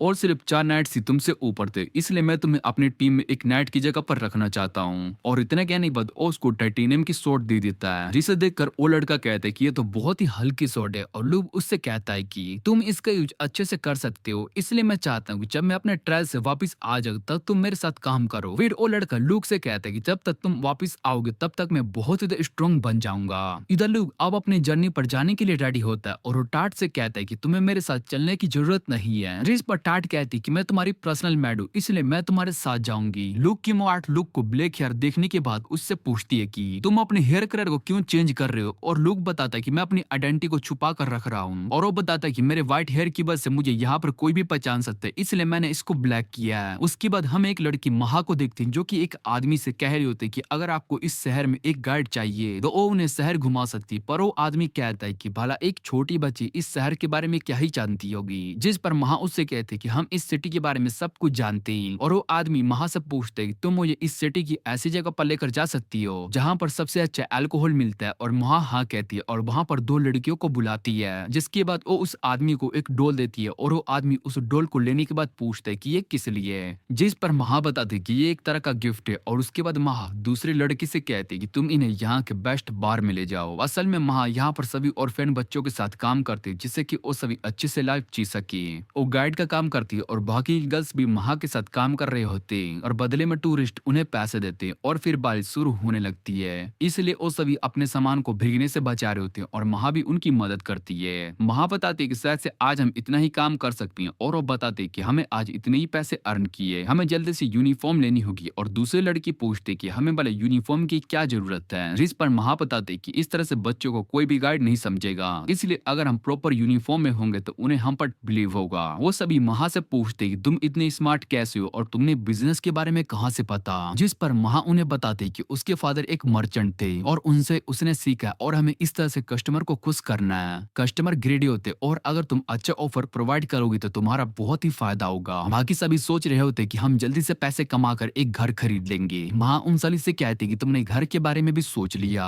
जिस पर वो कहती कि जब तक तुम हमारे साथ हो हम घर भी खरीद सकते। और वो सभी बहुत ही खुश होते। अभी वहाँ पर कुछ किडनैपर्स आ जाते और उन सभी को देखकर कहते कि इन्हें बेचकर हम अच्छे पैसे अर्न कर सकते हैं। फिर वो सभी उन्हें पकड़ने के लिए आती है और महा उन सभी से लड़ने लगती है और महा के पास भी पावर्स होती है। महा बाकी सभी से यहाँ से भागने के लिए कहती है और वो सभी किडनैपर्स महा के साथ साथ उन सभी को पकड़ लेते हैं। फिर वो उन सभी को कैरेज में ले जाती है और दूसरी लड़की महा से पूछती कि ये हमारे साथ क्या करने वाले हैं। जिस पर महा सोचने लगती कि यहाँ से भागना होगा। और उसके बाद वो सभी लड़कियों को एक गोडाउन में बंद कर रखे होते हैं। उनमें से एक कहता है कि इस बार हम बहुत ही ज्यादा अमीर होने वाले हैं। और फिर उन सभी से कहते हैं कि तुम सभी एक ऑर्फेन में रहने वाले हो। जिस पर एक लड़की मना कर रही होती तभी उसको वो किडनैपर मारता है और महा भी वहां पर आकर अपने बाकी दोस्तों को देखती है। है। महा उससे पूछती कि यहाँ पर आखिर क्या हो रहा है और वो बताती कि ये सभी हमें एक ऑर्फेन में लेकर जाना चाहते हैं, क्योंकि एक लेडी ऑर्फेन में बहुत ही सारा पैसा डोनेट करने वाली है, इसलिए वो उन पैसों के पीछे पड़े हुए हैं और महा उनका प्लान समझ जाती है। फिर एक किडनैपर उन्हें खाना खाने के लिए देता है और उसको देखकर महा कहते हैं कि हम इसे नहीं खा सकते हैं, जिस पर किडनैपर कहता है कि तुम्हें खुद इसको पकाना होगा और उसके बाद वो सभी बॉइल्ड पोटैटो को खा रहे होती। फिर उनमें से एक कहती कि इससे अच्छा खाना तो हम सभी बाहर खा रहे थे और वैसे भी हमें बहुत ही कम चीजें दी गई है, और उसके बाद उन सभी गर्ल से बहुत ही सारे काम करवाए जा रहे होते हैं। उनमें से कुछ के साथ बहुत ही बुरा बिहेव भी किया जा रहा होता है। फिर एक किडनैपर उनमें से एक को बहुत ही मारता है और उससे कहते हैं कि अगर तुम इसी तरह से काम करती रहोगी तो हमें पैसे नहीं मिलेंगे, और उसको अपने साथ दूसरे रूम में लेकर जाता है और उससे कहते हैं कि तुम्हें पता चल ही गया वो कि जो लोग यहाँ पर ठीक से काम नहीं करते उनके साथ क्या किया जाता है। महा ये सब देखकर बहुत ही ज्यादा परेशान हो गई थी और वो बाहर आकर रो रही होती, तभी वहां पर एलन आ जाता है जो कि लोग होता है और वो महा से कहते हैं कि तुम्हें इस तरह से नहीं रोना चाहिए। फिर वो ऑर्फन के अंदर आता है जहाँ पर किडनैपर सभी से कहते हैं कि ये एलन स्मिथ है जो कि यहाँ के बहुत ही बड़े कंपनी के ओनर हैं और यहाँ पर तुम में से किसी एक को अडॉप्ट करने के लिए आए हैं। जिसके बाद एलन महा को अडॉप्ट करने के बारे में कहता है। किडनैपर कहता है कि ये इन सभी में से बहुत ही रेयर है, इसलिए आपको इसके बहुत ही सारे पैसे देने होंगे। एलन मान जाता है और उसको गोल्ड कॉइन से भरा हुआ एक बैग देता है और महा को वहां से ले जाता है। वो महा से कहते हैं कि तुम आज से मेरी फैमिली हो, और रात में हम देखते हैं कि वो किडनैपर्स महा को दोबारा से किडनैप करने के लिए आए होते हैं। जैसे ही वो उस पर अटैक करने वाले होते हैं तभी एलन वहां पर आकर उसको रोक देता है और कहता है कि ये मेरी फैमिली का हिस्सा है, इसलिए तुमने अगर इसके साथ कुछ करने के बारे में सोचा तो मैं तुम्हें नहीं छोड़ूंगा। और फिर वहां पर और भी किडनैपर्स आ जाते हैं। वो सभी एलन से कहते हैं कि हम तुम्हें मारकर इस लड़की को किसी दूसरे नेशन में बेच देंगे। जिसके बाद वो सभी एलन पर अटैक करने के लिए आ रहे होते हैं और महा कहते हैं कि उन सभी के पास माना पावर है, पर एलन उन सभी से बच जाता है और उन्हें मारने लगता है। फिर उनमें से एक नाइफ से अटैक करने के लिए आ रहा होता है, लेकिन एलन उसके गले पर नाइफ रख देता है और उससे कहता है कि तुम्हें सजा लो भी दे सकती है और मैं भी, अब तुम्हें डिसाइड करना हुआ कि तुम किसे चुनते हो। और उसके बाद हम देखते हैं कि सोल्जर्स सभी किडनैपर को पकड़ कर ले जाती है और एलन ने सभी गर्ल्स को भी बचा लिया होता है। जिस लड़की को चोट लगी होती है एलन उसको हील कर देता है। एलन महा से कहता है कि मैं एक मिशन पर जा रहा हूँ, तो क्या तुम मेरे साथ चलना चाहोगी। उसके बाद हम देखते हैं कि एलन अपने भाई को चेक कर रहा होता है और वो बताता है कि ये बिल्कुल ठीक है। उसके फादर जो कि ब्लोर कंपनी के ओनर होते हैं वो एलन से कहते हैं तुम अपने डैड की तरह एक बेस्ट असासियन और डॉक्टर हो। उन्होंने बहुत साल पहले मेरे ऊपर एक एहसान किया था और आज तुमने भी मेरे ऊपर एक एहसान किया है। एलन उनसे कहता है कि ऐसा कुछ भी नहीं है, और क्या आपने उन पेपर्स को बनवा लिया जिसके लिए मैंने आपको कहा था। फिर उसके स्टेप फादर बताते हैं कि मैंने महा के लिए पेपर्स बनवा लिए जिससे कि वो अब बेलोर फैमिली की मेंबर है। एलन कहता है कि हम इस एग्रीमेंट को लॉन्ग टर्म तक रखेंगे जिससे कि सभी को यही लगे कि हम सभी एक ही फैमिली से हैं। अगले दिन उसके फादर उससे कहते हैं तुम यहाँ पर एक मर्चेंट बनने के लिए आए हो और हमारी ब्लोर कंपनी यहाँ सबसे बड़ी है। वो बहुत ही सारे प्रोडक्ट को सेल करती है और फिर वो एक शॉप ब्लूप्रिंट दिखाते हुए एलन से कहती कि ये हमारी अल्कोहल की शॉप थी जो कि अब बंद हो चुकी है और मैं चाहता हूँ कि तुम इस शॉप को यूज करके एक न्यू बिजनेस ओपन करो। और एलन इसके लिए मान जाता है। उसके फादर उससे कहते हैं कि एक मर्चेंट के लिए सबसे ज्यादा इंपॉर्टेंट उसका प्रॉफिट और प्रोडक्ट होता है, इसलिए तुम्हें ऐसा प्रोडक्ट बनाना होगा जो कि यहाँ की मार्केट में सबसे अच्छा परफॉर्म कर सके। और एलन को उनकी बात समझ में आ जाती है। इसके फादर को भी उसके ऊपर पूरा ट्रस्ट था कि वो ये काम कर लेगा। और उसके बाद एलन वापिस से घर आ जाता है। फिर वो महा और टाट के साथ डिनर कर रहा होता है और उन्हें बताता है कि फादर ने मुझे यहाँ पर एक बिजनेस ओपन करने के लिए कह रहे हैं, इसलिए हमें दो चीजों पर ज्यादा फोकस करना होगा। पहला बहुत ही सारे पैसे अर्न करना और दूसरा यहाँ के सभी नोवेल्स के लिए एक अच्छा प्रोडक्ट बनाना। जिसे सुनने के बाद टाट एलन से कहती है कि तुम ये सब अपने असासिनेशन प्लान के लिए कर रहे हो। और एलन बताता है कि तुम्हारी बात सही है, मैं ये सब अपने असासिनेशन प्लान के लिए ही कर रहा हूँ, इसलिए हम इस मार्केट में सभी ह्यूमंस को अपनी प्रोडक्ट के लिए टारगेट करेंगे। हम उनके लिए कॉस्मेटिक्स बनाएंगे। जिसे सुनने के बाद महा कहते कि यहाँ पर बहुत ही सारे कॉस्मेटिक्स सोप और प्रोडक्ट्स हैं, इसलिए हमें यहाँ पर बहुत ही ज्यादा कंपटीशन मिलेगा। और एलन उससे कहता है कि मेरे पास इसके लिए एक प्लान है। फिर उसके बाद वो अपने रूम में आ जाता है और मिरर में अपने आप को देखते हुए कहता है कि मेरी एज 13 साल हो गई है और अब मेरे पास ब्रेव को मारने के लिए 5 साल बचे हुए हैं। लूक के रूम में टाट और महा आ जाती है और वो सभी साथ में सोने लगते हैं। लूक सोच रहा होता है कि टाट के पेरेंट्स ने उसको छोड़ दिया है और महा ने अपने पेरेंट्स को खो दिया है, जिस वजह से ये दोनों अकेले हैं और मुझ पर पूरा ट्रस्ट करते हैं और मुझे इन दोनों को फैमिली की तरह ट्रीट करना चाहिए। फिर अगले दिन एलन अपने स्टेप पेरेंट्स के पास अपने प्रोडक्ट के बारे में बात करने के लिए आया होता है। उसकी स्टेप मदर उसको पसंद नहीं करती है और उसका फादर उससे पूछता है कि क्या तुमने इतनी जल्दी प्रोडक्ट को बना भी लिया। जिस पर उसकी मॉम कहते हैं कि अगर मुझे वो प्रोडक्ट पसंद नहीं आया तो मैं इसको रिजेक्ट कर दूंगी, और एलन उनसे कहते हैं कि वो प्रोडक्ट आपको बहुत ही पसंद आएगा क्योंकि ये एक तरह का कॉस्मेटिक है। और उसके फादर कहते हैं कि कॉस्मेटिक्स में लोग ब्रांड पर ज्यादा फोकस करते हैं और मार्केट में इतना लेट कॉस्मेटिक्स लॉन्च करना क्या ठीक होगा। फिर एलन बताता है कि मेकअप का यूज वीमेंस अपनी ब्यूटी को इंक्रीज करने के लिए कहती है, पर जब उनका मेकअप हटाया जाता है तो उनके फेस से सारा ऑयल भी बाहर आ जाता है। इसलिए मैंने मिल्की लोशन को बनाया है जो कि एक तरह का मॉइस्चराइजर है और वो आपकी स्किन के लिए बहुत ही ज्यादा बढ़िया है। ये आपकी डर्टी स्किन को सॉफ्ट कर देगा। और उसकी मॉम ये मिल्की लोशन को ट्राई करती है और उसको वो बहुत ही अच्छा लगता है। फिर उसके डैड भी उस लोशन को ट्राई करते हैं और वो अपनी वाइफ से पूछता है कि तुम्हें क्या लगता है कि ये प्रोडक्ट तुम्हारे फ्रेंड्स को पसंद आएगा, जिस पर उसकी वाइफ हाँ कहती है। फिर वो लुक से कहती है कि तुम इसके प्रोडक्शन को शुरू कर दो, हम बेलोर कंपनी का सारा फोकस इस कॉस्मेटिक्स पर डाल देंगे। और लुक बताता है कि इसके प्रोडक्शन में बहुत ही ज्यादा टाइम लगने वाला है क्योंकि इस लोशन को बनाने के लिए एक अलग केमिकल की जरूरत होती है। और ये सुनने के बाद उसके फादर कहते हैं कि पैसों की टेंशन नहीं है, वो ज्यादा से ज्यादा लोगों को हायर करेंगे। और लुक बताता है कि वो केमिकल मेरे टाउन में ही मिलता है, जिस पर उसके फादर बताते हैं कि वो तो यहाँ से बहुत ही दूर है। और लुक बताता है कि इससे हमारे केमिकल के बारे में किसी को भी पता नहीं चलेगा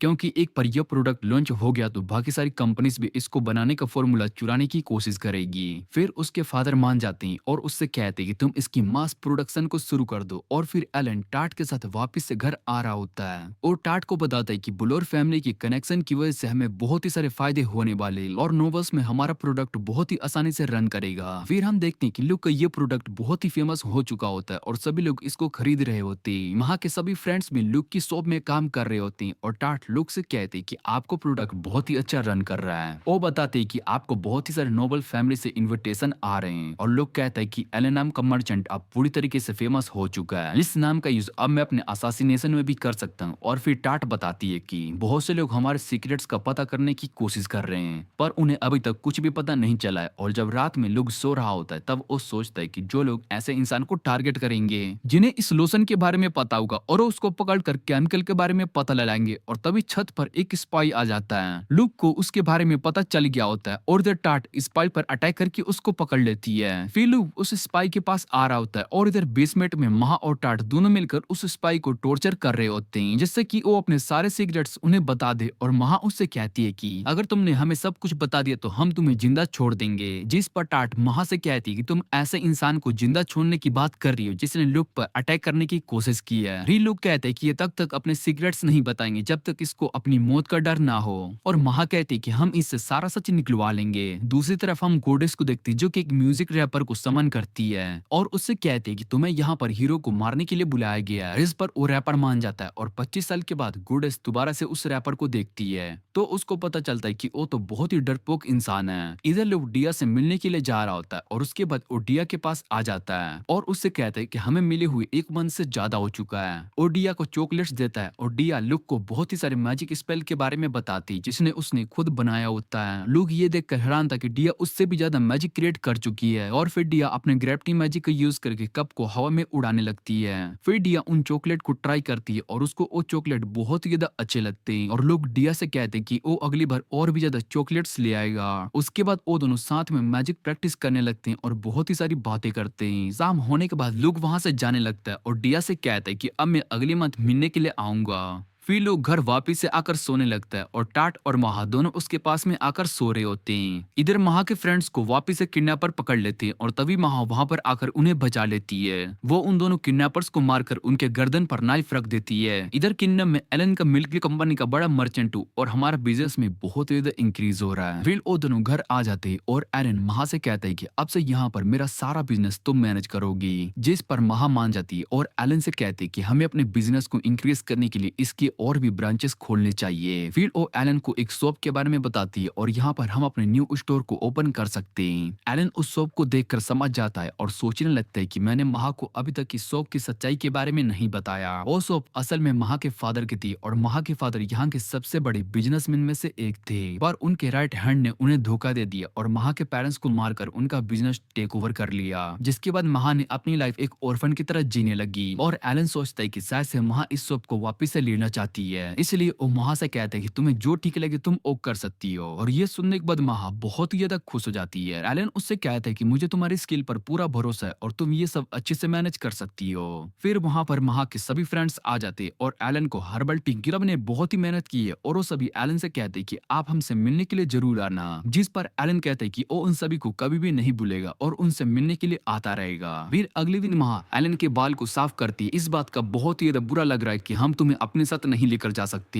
जिस पर महा उससे कहते हैं कि तुम लुक का ध्यान रखना और टाट मान जाती है। लुक महा से कहते हैं कि तुम्हें यहाँ पर सब कुछ अच्छे से हैंडल करना होगा और मुझे तुम पर पूरा ट्रस्ट है। महा लुक से कहते हैं कि वो उससे मिलने के लिए आता रहे। जिस पर लुक मान जाता है और महा लुक को एक डोल देती है। वो उससे कहती है कि मेरे फादर ने मुझे बताया कि हमें किसी भी इंसान पर ट्रस्ट करने से पहले उसको अच्छे से जानना चाहिए। लुक बताता है कि तुम्हारे फादर ने सही कहा और महा लुक से कहती है कि मुझे आप पर पूरा ट्रस्ट है। उसके बाद लुक और टाट दोनों वहां से जाने लगते हैं और लोग टाट से पूछते हैं कि क्या तुम्हें महा की याद आ रही है। जिस पर टाट बताती कि महा मेरे एज की है और हम दोनों बहुत ही अच्छे फ्रेंड्स है, इसलिए मुझे उसकी याद आ रही है। फिर लुक कहता है कि हम दोबारा से जरूर मिलेंगे और इस बात से टाट बहुत ही खुश हो जाती है। तभी लुक को कुछ फील होता है और वो बताता है कि हमारे आसपास मॉन्स्टर्स हैं। जिसके बाद वो दोनों कैरेज से बाहर आते हैं और वहां पर वुल्फ मॉन्स्टर होते हैं। फिर टाट लुक से कहती है कि वो उन सभी वुल्फ से फाइट करेगी और लुक इसके लिए मान जाता है। टाट उन सभी को अपने स्पीयर से खत्म कर देती है और उसकी स्किल को देखकर लुक सोचता है कि टाट पहले से बहुत ही ज्यादा स्ट्रॉन्ग हो चुकी है, फिर मुझे ट्रेन किया है। उसके बाद वो दोनों आगे जाने लगते हैं और लुक सोचता है कि शायद से इन मॉन्स्टर को ब्रेव ने भेजा है, मुझे जल्दी से उसको मारना होगा। और फिर उन्हें कुछ फार्मर्स मिलते हैं जो कि लुक से कहते हैं कि आपकी वजह से हमारे सोयाबीन की सेल्स बहुत ही बढ़ चुकी है। जिस पर लोग उनसे कहते हैं कि आप सभी ने बहुत ही अच्छा काम किया और फार्मर लुक को वेजिटेबल्स देते हैं। लोग अपने घर पहुंचता है जहाँ पर उसकी मॉम लुक को देखकर बहुत ही ज्यादा खुश हो जाती है। लोग अपनी मॉम से फादर के बारे में पूछता है कि वो कहाँ पर है और उसकी मॉम बताती है कि वो अपने लाइब्रेरी में है। फिर लुक कहता है कि वो अपने फादर से मिलने के लिए जा रहा है और इतना कहने के बाद वो वहां से चला जाता है। लुक की मॉम टाट से कहती है कि मुझे तुमसे इस जर्नी के बारे में जानना है और टाट कहते हैं कि वो सारी डिटेल्स बताएगी। इधर लुक अपने फादर के पास आया होता है और उसके फादर लुक से कहते हैं कि तुम अब बड़े हो चुके हो। लुक बताता है कि मैंने अपना मिशन पूरा कर लिया और एलन बिलोर नाम के मर्चेंट के नाम से पूरी तरीके से फेमस कर दिया। जिस पर उसके फादर बताते हैं कि मैंने अब तो बहुत ही अच्छा परफॉर्म कर रहे हैं, जिस वजह से ब्लोर कंपनी का बहुत ही ज्यादा प्रॉफिट हुआ है और ब्लोर कंपनी ने अपना सारा फोकस इस कॉस्मेटिक प्रोडक्ट पर डाल दिया है। फिर लुक के फादर उससे कहते हैं कि इस एज से अब तुम्हें अपनी लाइफ के बारे में खुद डिसाइड करना होगा। जिसे सुनकर लुक हैरान, मर्चेंट बनना चाहिए जिससे कि तुम अपनी आगे की लाइफ को अच्छे से जी सकोगे। और लुक कहता है कि मैंने तो असासिनेशन की ट्रेनिंग पूरी कर ली और बहुत ही सारे लोगों को भी मार दिया है। जिस पर उसके फादर बताते हैं कि वो सभी पहले से क्रिमिनल्स थे और वैसे भी एक असासिन की लाइफ बहुत ही मुश्किल होती है। हमें किंगडम को प्रोटेक्ट करना होता है पर किंगडम हमें प्रोटेक्ट नहीं करती है होता हूँ। और मैं जिन लोगों से मिला हूँ वो सभी बहुत ही अच्छे हैं और वो सभी मुझ पर पूरा ट्रस्ट करती हैं और फ्यूचर में कुछ भी गलत होता है तो मैं वापस से अपनी मर्चेंट लाइफ वापस से जीने लगूंगा। और उसके फादर को समझ में नहीं आ रहा होता कि लुक का मकसद क्या है और लोग याद करते हैं कि किस तरह से उसके पास्ट लाइफ में उसके ऑर्गेनाइजेशन ने उसको धोखा दिया था, इसलिए वो इस बार दोबारा से वो गलती नहीं करेगा। और फिर वो अपने फादर को बताता है कि मैं डिया को पसंद करता हूँ और उससे शादी करने के लिए मुझे अपनी नोबल फैमिली की बैकग्राउंड की जरूरत है, इसलिए मैं अपनी असासियन लाइफ को नहीं छोड़ सकता हूँ। ये सुनने के बाद उसके फादर कहते हैं कि मैंने सोचा था कि तुम एक जीनियस हो पर मुझे नहीं लगा था कि तुम इस तरह की भी हरकत कर सकते हो।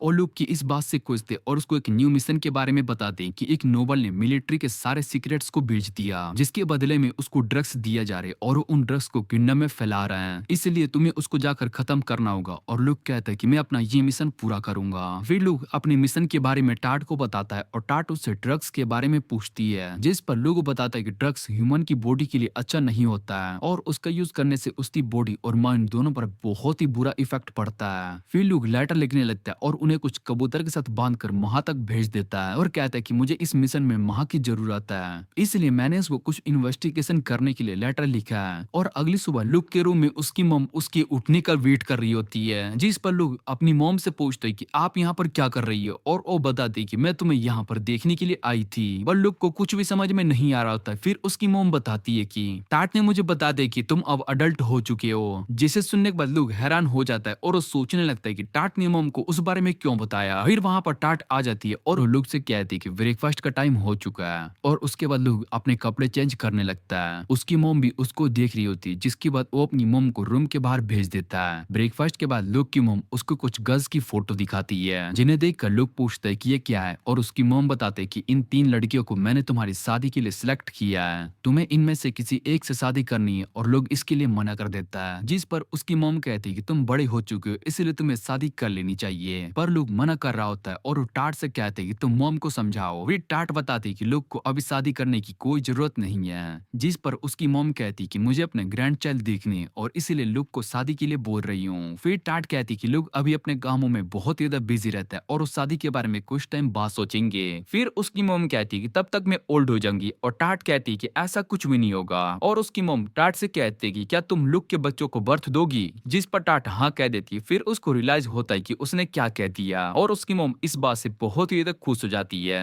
वो बताती है कि टाट के पास मैजिक पावर भी और लुक के बच्चों के पास भी मैजिक पावर आ जाएगी। वे लोग अपनी मॉम से कहते हैं कि आप टाट को परेशान करना बंद कर दो, और उसकी मॉम उससे कहती है कि तुम आखिर इतने रूड क्यों हो रहे हो। जिस पर लुक सोचने लगता है कि अगर मुझे इन सभी से बाहर निकलना है तो मुझे मॉम से थोड़ा रूड होना पड़ेगा। रात को लुक अपने बालों का कलर चेंज करके टाट के साथ बाहर जाने लगता है, और टाट उससे पूछते कि हमें महा के लेटर के आने का वेट करना चाहिए। जिस पर लुक बताता है कि मैंने उसको कुछ और इन्वेस्टिगेट करने के लिए कहा है, और वो दोनों तेजी से जाने लगते हैं। इधर गोडेस ने एक और इंसान को समन किया होता है जो कि एक फोटोग्राफर होता है, और गोडेस उससे कहते हैं कि तुमने बहुत ही सारे सेलिब्रिटी की लाइफ को खराब किया है, पर तुम्हारी खुद की लाइफ कॉम्प्लिकेटेड होने की वजह से तुम मारे गए हो। और वो उसको बताते कि मैं तुम्हें एक फैंटेसी दुनिया में समन करने वाली हूँ जहाँ पर तुम्हें ब्रेव को मारना है। फिर कुछ साल बाद गोडेस उस फोटोग्राफर को चेक करती है जो कि इस दुनिया में भी अपने कैमरा के साथ फोटो खींच रहा होता है, और गोडेस को लगता है कि ये भी उस काम के लिए परफेक्ट नहीं है। दूसरी तरफ टाट और लोग दोनों एक टाउन में आ जाते जहाँ पर मिलिट्री हालत बहुत ही ज्यादा खराब हो चुके थे, और लोग बताता है कि यहाँ के सीक्रेट्स का पता चल चुका है, जिस वजह से यहाँ की हालत ये। और फिर उन दोनों के पास एक लड़की आ जाती है जो कि जैम बेच रही होती है, और लोग उसकी जैम को ट्राई करता है तो उसको पता चलता है कि उसके अंदर ड्रग मिक्स है, और फिर उसके सभी जैम को नीचे गिरा देता है। और तभी वहां पर कुछ और लोग आ जाती हैं जो कि लोग से कहते हैं कि तुमने हमारे प्रोडक्ट्स को क्यों खराब खराब किया। वे टाट और लोग दोनों उन सभी को मारने लगते हैं। इधर वो लड़की अभी भी उन जैम को देखकर परेशान हो रही होती है, और लोग उससे पूछते हैं कि क्या तुम्हें पता नहीं है कि ये क्या है। फिर वो लड़की अपने मॉम के बारे में बताती है, और उसके बाद लुक और टाट उसके साथ उसकी मॉम को देखने के लिए आ जाते हैं। उस लड़की की मॉम पूरी तरीके से ड्रग एडिक्टेड हो चुकी होती है, और वो अपनी बेटी से बार बार ड्रग मांग रही होती है। ड्रग ना मिलने की वजह से वो पागल हो रही होती है और अपनी बेटी को मारने लगती है, जिसे देखकर लुक उसके हाथ को पकड़कर मोड़ देता है। उसकी बेटी लुक को रुकने के लिए कहती है, और तभी टाट उसको पकड़कर कहती है कि तुम्हें परेशान होने की जरूरत नहीं है। फिर लोग उसको मारकर बेहोश कर देता है, और टाट से कहते हैं कि हमें यहाँ से चलना होगा।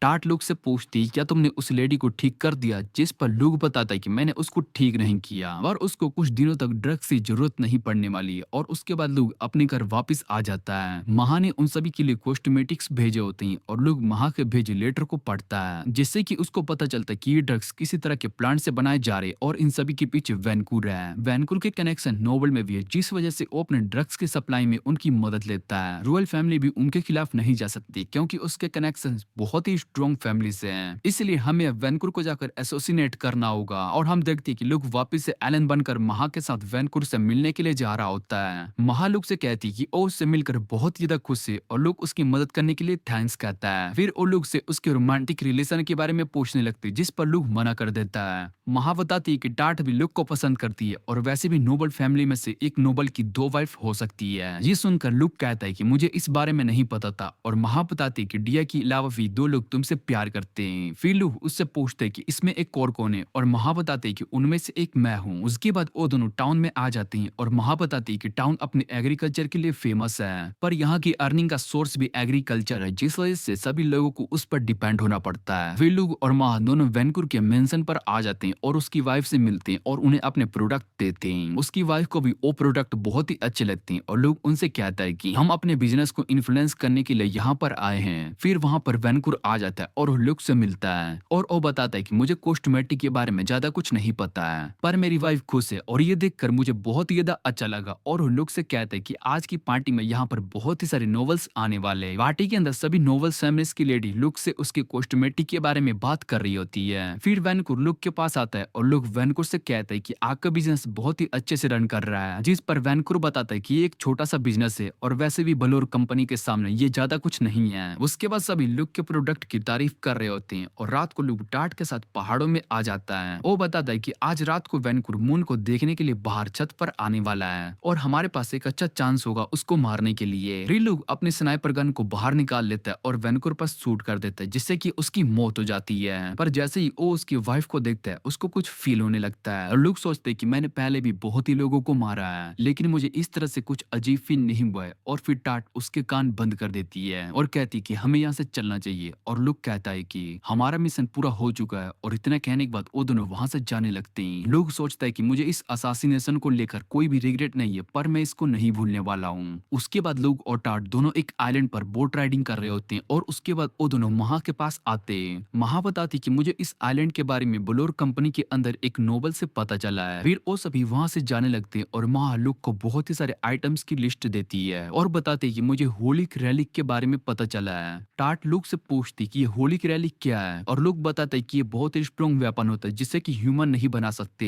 ये एसिड वेपन है। और लुक महा से पूछते है कि तुम्हें होलिक रैली के बारे में कैसे पता चला, जिस पर महा बताती है कि एक होलिक रैलिक स्पेयर है जिसे मैं मैग्नस नाम के एक नोबल से खरीदने की कोशिश कर रही हूँ। लोग उससे पूछते हैं कि क्या तुम उससे स्पेयर ले सकती हो, जिस पर महा हाँ कहती है और फिर वो लुक को बताती है कि हमारे पास की कंट्री वाले सिविल वॉर होने वाली है। इसमें डिया की वेकोन फैमिली भी होने वाली है और उसके सामने रिबेल आर्मी में मैग्नेस है जो कि उन सभी के लिए बहुत ही बड़ा खतरा है। महा बताती है कि शायद से मैग्नेस ही ब्रेव है और उसके पास होली रैलिक भी है। ये सुनने के बाद लुक अगले दिन डिया से मिलने के लिए आ जाता है। डिया लुक से पूछती कि आज तुम इतनी जल्दी कैसे आ गए और वो लुक से चॉकलेट के बारे में पूछती है, जिस पर डिया उसको बताती कि हमें उसके बारे में नहीं सोचना चाहिए क्योंकि हमारे किंगडम के सोल्जर्स बहुत ही ज्यादा स्ट्रॉन्ग हैं और हमारे पास बहुत ही ज्यादा माना पावर भी है। फिर लुक उसको बताता है कि रेबल आर्मी में एक स्ट्रॉन्ग वॉरियर है जिसके पास होलिक रैलिक है, इसलिए मैं तुम्हें और तुम्हारी फैमिली को यहाँ से सेफ जगह ले चलता हूँ। ये सुनने के बाद डिया मना कर देती है और कहती है कि मुझे ये किंगडम बहुत ही ज्यादा अच्छा लगता है और मैं अपनी जिम्मेदारी को छोड़कर नहीं भाग सकती हूँ। वैसे भी मेरे फादर इस तरह की सिचुएशन को हैंडल कर सकती है। और फिर वो लुक को डेट के लिए पूछती है। डिया बताती कि मेरे फादर इस समय घर पर नहीं है इसलिए हम बाहर घूमने के लिए जा सकते हैं। फिर वो दोनों किंगडम में घूमने लगते हैं और डिया ने भी बालों का कलर चेंज कर लिया था। लोग उससे पूछते हैं कि हमें पहले कहाँ पर चलना चाहिए, जिस पर डिया उसको बताती है कि उसको बहुत ही ज्यादा भूख लगी है इसलिए उन्हें एक अच्छे से रेस्टोरेंट में जाना चाहिए। फिर लोग यहाँ के सबसे अच्छे रेस्टोरेंट के बारे में उसको बताने लगता है और डिया उससे पूछती है कि तुम्हें इस जगह के बारे में इतना कुछ कैसे पता चला, जिस पर लोग बताते हैं कि मैं यहाँ अपने डैड के साथ घूमने के लिए आ चुका हूँ। और तभी लुक को वहाँ पर एक मर्चेंट के अंदर पावर फील होने लगती है। फिर वो अपने आसपास देखता है और उसको एहसास होता है कि यहाँ पर सभी ट्रेंड सोल्जर है और इनके पास मैजिक पावर भी है। डिया बताते हैं कि हमने अपने किंगडम में सभी लोगों को अच्छे से ट्रेन किया जिससे कि हर सिचुएशन में यहाँ सेफ्टी रह सके। फिर वो दोनों एक शॉप के अंदर आ जाते हैं जहाँ पर शूटिंग गेम होता है और डिया लुक से उस टेडी बियर को शूट करने के लिए कहती है, जिसके बाद लुक अपने मैजिक का यूज करके शूट करने वाला होता है। तभी डिया उसको रोक देती है और कहती है कि तुम मैजिक का यूज नहीं करोगे, इस तरह से ये चीटिंग होगी। और फिर लुक बताता है कि मैं असासियन हूं और ये टारगेट हिट करना मेरे लिए बहुत ही ज्यादा आसान है। फिर डिया खुद उस टेडी को शूट करने लगती है और लुक उसको गाइड करने लगता है। डिया अपने पहले 2 शूट मिस कर देती है और लास्ट शूट में वो टेडी को गिरा देती है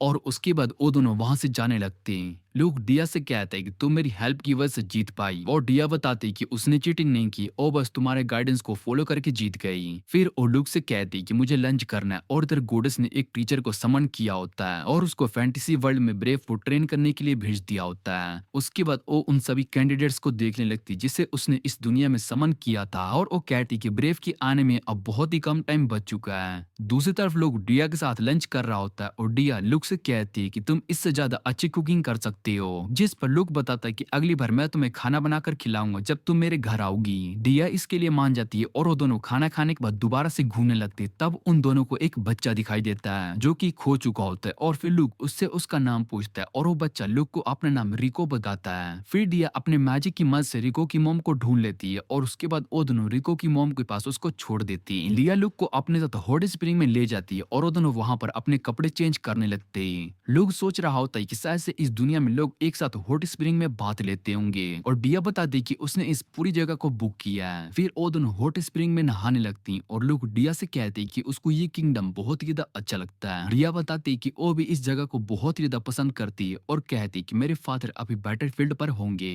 वो एक स्ट्रॉन्ग वॉरियर है और अगर वो वॉर में हार भी जाते हैं तो वो वहां से सर्वाइव करके वापस आ जाएंगे। जिस पर लोग कहते हैं कि वो बहुत ही ज्यादा स्ट्रॉन्ग है और डिया बताती कि मैं भी अपने फादर के साथ रहकर इस किंगडम को सपोर्ट करना चाहती हूँ। जिसे सुनने के बाद डिया कहते हैं कि तुम इस जगह को छोड़कर नहीं जाओगे तो मैं पहले से इस सब कुछ प्लान कर लेता हूँ। इतना कहने के बाद वो डिया को किस करता है और उन दोनों के बाल वापिस से व्हाइट हो जाते हैं। फिर डिया लुक को आज के डेट के लिए थैंक्स कहती है और लोग डिया से कहते हैं कि मैं तुमसे मिलने के लिए दोबारा जरूर आऊंगा। इतना कहने के बाद वो वहां से चला जाता है और इधर डिया के ऑर्डर पर जो सभी लोग वहां पर होते हैं वो अपने सोल्जर वाले रूप में आ जाते हैं। उसके बाद लुक और टाट दोनों घर आते हैं और वहां पर उन्हें एक सोल्जर दिखाई देता है जो कि बहुत ही ज्यादा इंजर्ड होता है। लोग उस सोल्जर को पहचान जाता है और वो अपने डैड से इस बारे में पूछता है और उसके डैड बताते हैं कि एक आदमी ने वेलकोन फैमिली की बेटी को कल मारने की रिक्वेस्ट की है जो कि लड़ाई में है। और ये सुनने के बाद लुक हैरान हो जाता है और उसके फादर लुक से कहते हैं कि तुम अपना डिसीजन उसको बताओ, क्या तुम इस रिक्वेस्ट को एक्सेप्ट करोगे। जिस पर लुक पूछते हैं कि डिया की फैमिली तो नोबल फैमिली है जो दूसरे किंगडम में रहते हैं, क्या हमारा इन सब में इन्वॉल्व होना ठीक होगा।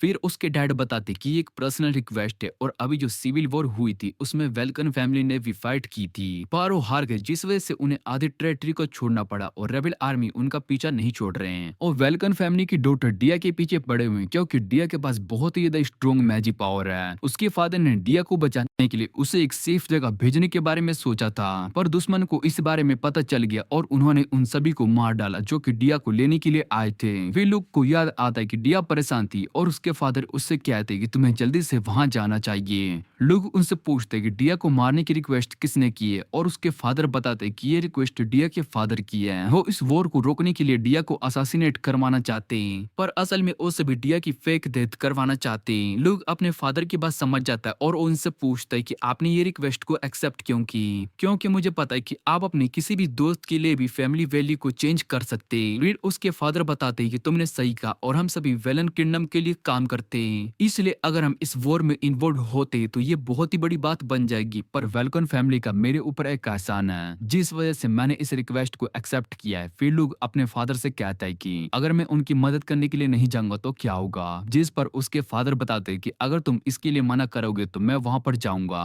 पर मुझे नहीं लगता कि मैं अपनी स्पीड से वहां पर टाइम पर पहुंच पाऊंगा। अगर मैंने अपनी सारी पावर वहां पहुंचने पर लगा दी तो मैं वहां पर जाकर कुछ भी नहीं कर पाऊंगा।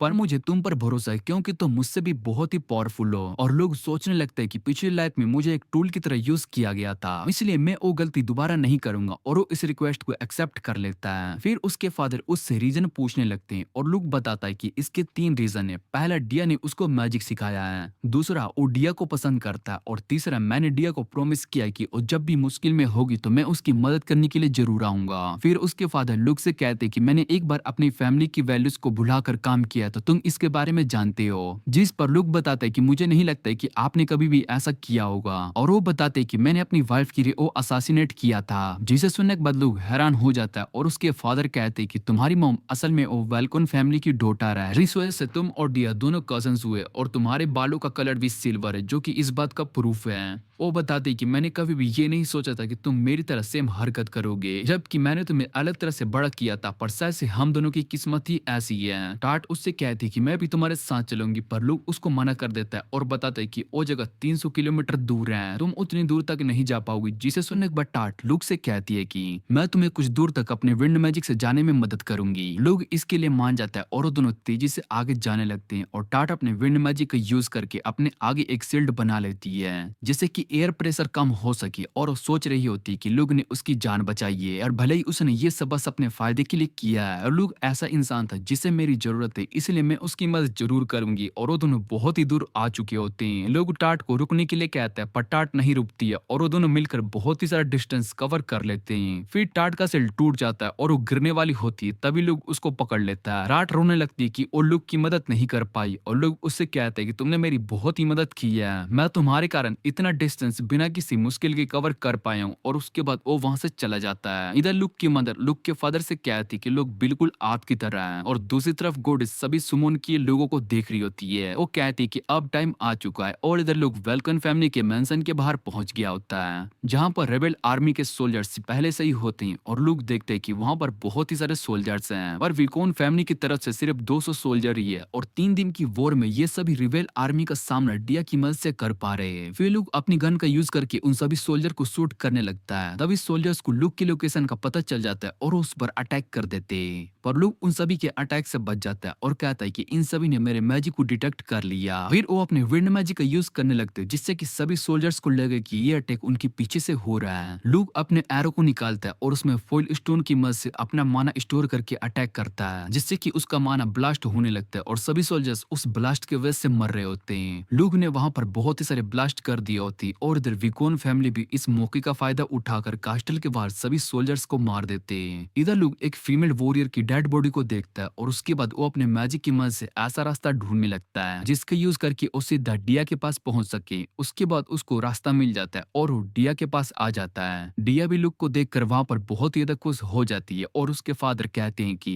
मैंने कभी नहीं सोचा था कि डिया की भी रोमांटिक स्टोरी होगी। फिर लुक अपने बारे में डिया के फादर को बताता है और कहते हैं कि मैं यहाँ पर डिया को बचाने के लिए आया हूँ। डिया के फादर लुक से पूछते कि तुम डिया को किस तरह बचा कर ले जाने वाले हो और यहाँ पर चारों तरफ सोल्जर हैं, जिस पर लुक बताता है कि मेरे पास एक अच्छा प्लान है और हम सभी सामने ये दिखाएंगे कि डिया मर चुकी है और डिया की जगह मैं इस सोल्जर की बॉडी को रख दूंगा। और लुक डिया से कहते हैं कि तुम विंडो पर जाकर चिल्लाना शुरू कर दो। डिया लुक की बात मानकर विंडो पर जाती है, लेकिन तभी लुक को कहीं से बहुत ही ज्यादा माना डिटेक्ट होने लगती है। तभी वो देखते हैं कि डिया के पास एक स्पेयर उड़ता हुआ आ रहा है और उसको रोकने के लिए लुक भी उस स्पेयर पर अटैक करता है, जिससे कि वहां पर एक बहुत ही बड़ा ब्लास्ट होता है, पर वो स्पेयर नहीं रुकता है और सीधा डिया के पास आ रहा होता है। पर लुक डिया को बचा लेता है और उस स्पेयर की वजह से रूम तबाह हो चुका होता है और लुक उस स्पेयर को देखता है। उसके बाद उसको वो इंसान दिखाई देता है जिसने की इस स्पेयर को उनकी तरफ फेंका था और लुक अपने कैनन का यूज करके उस पर अटैक कर देता है, जिससे कि वहां पर एक बहुत ही बड़ा ब्लास्ट होता है। और उस ब्लास्ट को देखकर डिया बताती है कि मैंने इन कैनन को बहुत दिन बाद देखा है। और डिया के फादर लुक से पूछते हैं कि और लुक बताता है कि ये एक वेपन है जिसका यूज मैं दूर के दुश्मनों को असासिनेट करने के लिए करता हूँ, इस पर काम नहीं कर रहा है। डिया के फादर लुक से कहते कि मैं अपने सोल्जर को उससे लड़ने के लिए भेजता हूँ, जिस पर लुक बताता है कि वो उन्हें 1 मिनट में ही हरा देगा। फिर लुक बताता है कि अब मुझे उससे फाइट करनी होगी और डिया उससे पूछती है कि क्या तुम इस बैटल में जीत पाओगी और लुक मना कर देता है। वो कहता है कि मैं इस बैटल में नहीं जीत सकता हूँ, पर फिर भी मुझे उससे जाकर लड़ना होगा। डिया लुक को मना कर रही होती है और कहती है कि तुम उससे नहीं जीत सकते हो, तो भला उससे फाइट करने के लिए क्यों जा रहे हो। और लुक बताता है कि कोई वॉरियर या नाइट नहीं हूँ, मैं एक असासिन हूँ और मुझे उसको असासिनेट करना होगा। और इतना कहने के बाद वो एक टंगस्टन की मदद से बड़ी सी मिसाइल को टेलीपोर्ट करके वो पर भेज देता है। वे लोग डिया के फादर के साथ उस वॉरियर से बात करने के लिए जाते हैं, जिससे कि उसका वो टाइम वेस्ट कर सके। लोग उसको अपना फेक नाम बताता है और इधर ओ वॉरियर लोग को अपना नाम मैग्नेस बताता है और उसके पास स्पेयर को देखकर लोग सोचने लगते हैं कि शायद से यही ब्रेव है जिसके बारे में मुझे महा ने बताया था और उसको हराने के बाद मुझे भी डिमन किंग से लड़ना होगा।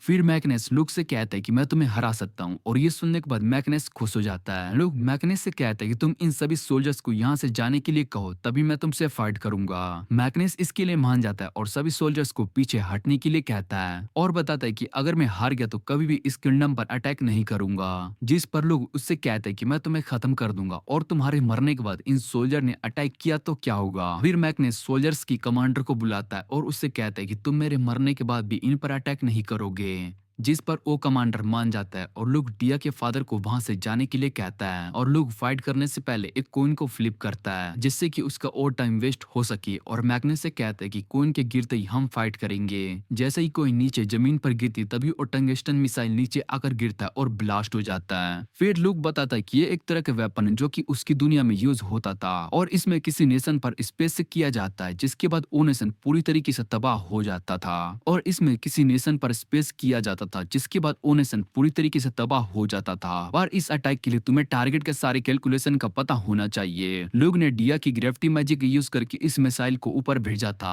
और आइलैंड पर टाट के साथ इस अटैक की प्रैक्टिस कर ली थी, जिस वजह से वो इस अटैक को करने में सक्सेसफुल हुआ। उस ब्लास्ट से बचने के लिए लोग अपनी शील्ड का यूज करता है, पर उसका शील्ड टूट जाता है और वो दीवार में जाकर टकराता है, जिससे कि उसको बहुत ही ज्यादा चोट आती है और वो बेहोश हो जाता है। फिर डिया उसके पास आती है और डिया लोग को ठीक देखकर खुश हो जाती है और उसको हक कर लेती है और लोग से पूछती है कि तुम भला मेरी मदद करने के लिए क्यों आए हो, क्योंकि इससे एल्वेन किंगडम को भी कोई फायदा नहीं होने वाला है। जिसके बाद लोग डिया को ओफोइल स्टोन दिखाता है और कहते हैं कि मैं अपना प्रॉमिस पूरा करने के लिए आया हूँ। उस स्टोन को देखकर डिया रोने लगती है और लोग उसको किस करता है और इधर लुक की मॉम लुक का वेट कर रही होती है और लुक डिया के साथ अपने साथ घर पर आ जाता है। दूसरी तरफ वहां तक ये न्यूज चली गई होती है कि लोग ने डिया को प्रोटेक्ट कर लिया है। फिर लोग वापस से टाट के साथ ट्रेनिंग करने लगता है। लुक के फादर उससे कहते हैं कि तुमने इस रिक्वेस्ट को एक्सेप्ट करके बहुत ही बड़ा काम किया है और लुक बताता है कि टाट ने भी मेरी बहुत ही मदद की है। फिर वो अपने फादर से माफी मांगने लगते कि वो अपने इस असासिनेशन वाले मिशन पर फेल हो गया,